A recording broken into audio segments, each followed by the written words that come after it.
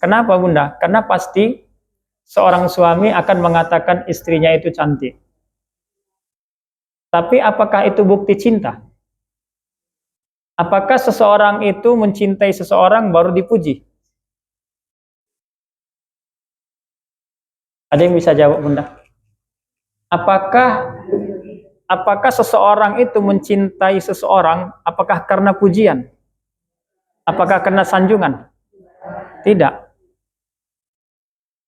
Dulu mungkin Bunda sebelum ketemu sama suami pasti banyak lika-liku yang dihadapi, tantangan, ujian, kadang-kadang mertua yang tidak sevisi, sejalan dengan ibu, ya kan Bu?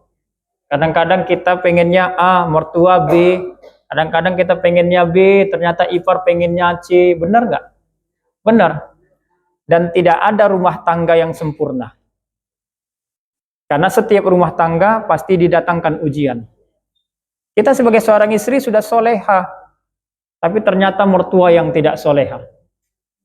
Mertua kasar dengan kita sebagai seorang mantu, mertua selalu merendahkan kita, mertua selalu tidak acuh tak acuh sama kita, tidak pernah cakapan sama kita.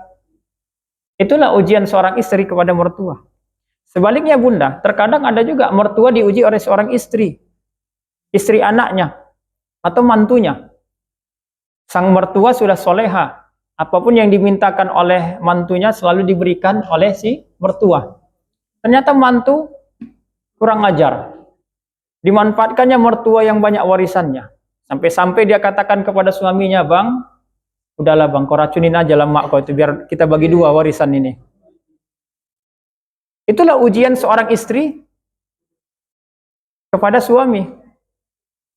Ada lagi ujian, makanya rumah tangga itu tidak ada yang sempurna Bunda. Kenapa? Karena memang itu menjadi sunatullah.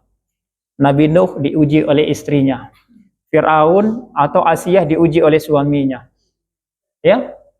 Nabi Muhammad diuji oleh paman-paman sahabat adiknya iparnya. Jadi kita semua ini akan diberikan Allah Subhanahu wa taala ujian. Semua diuji. Maka bagaimana cara kita menghadapi ujian yang Allah berikan kepada kita? Yang pertama, baik sangkalah kepada Allah. Karena cinta itu tidak dikuatkan oleh pujian Bunda. Melainkan cinta itu dikuatkan dengan ujian. Bukan semakin dipuji semakin cinta.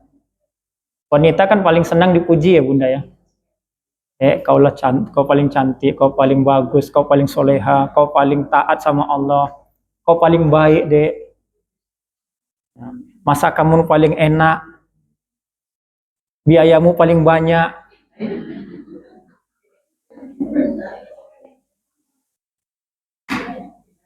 Itu ya Bunda kan. Terkadang seperti itu. Seorang laki-laki terkadang wajar memuji istrinya, tapi ada kalanya seorang suami pun kadang bosan memuji istrinya. Sehingga yang keluar adalah kalimat-kalimat seandainya. Seandainya. Bunda tahu nggak kenapa kalimat seandainya itu tak boleh kita simpan dalam hati dan pikiran kita? Karena kalimat seandainya itu yang akan merusak amal ibadah kita. Dan tentu merusak baik sangka kita kepada Allah.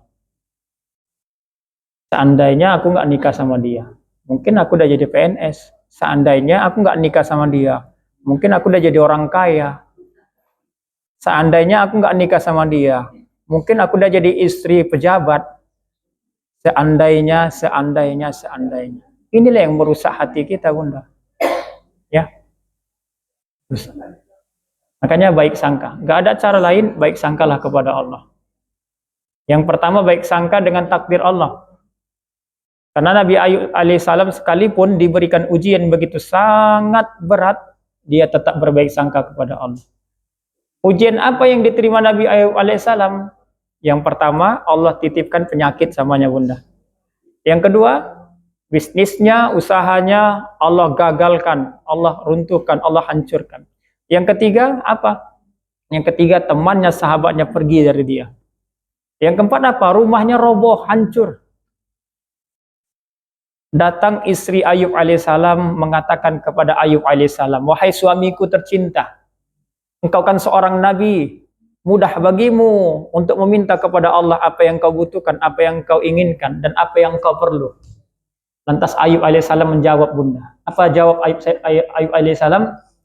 Wahai istriku, aku malu dengan Allah. Karena begitu banyak nikmat yang Allah karuniakan kepadaku. Sehat hari ini yang aku jalani adalah sehat nikmat dari Allah yang begitu besar. Kehidupan hari ini yang Allah berikan kepadaku adalah nikmat yang begitu sangat agung.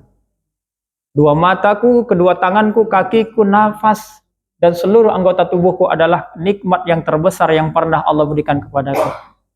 Aku malu mengangkat kedua tanganku. Begitu Ayub, Bu. Jadi baik sangkalah kita, apapun yang terjadi, sulitnya hidup kita, itu dari Allah. Tidak ada yang paling baik dan paling sayang kecuali Allah ke kita, Bunda.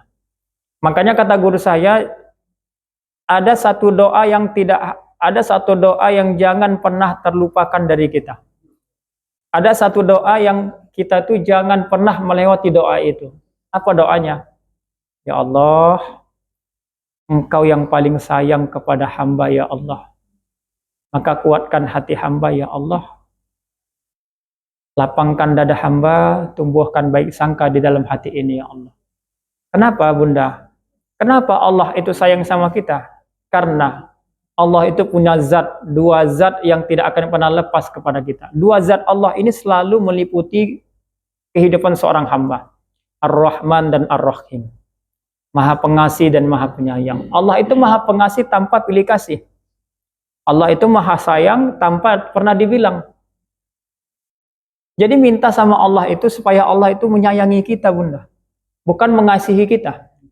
Karena orang yang dikasihi belum tentu disayangi. Allah kasih ke kita, tapi belum tentu Allah sayang ke kita.